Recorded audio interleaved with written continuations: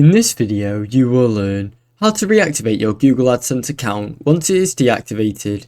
First, log in. Log into your Google AdSense account, visit the Google AdSense website and sign in using your credentials. Then, review. Review the account status. Once logged in, check your account status.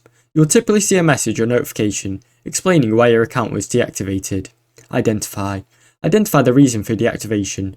Common reasons for account deactivation include invalid clicks, failure to complete account setup, and policy violation.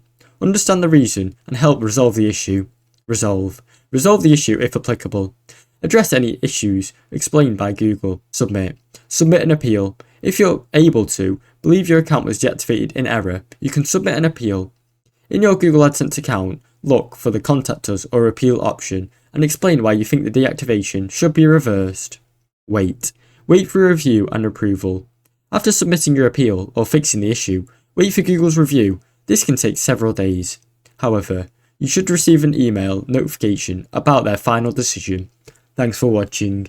Don't forget to like and subscribe.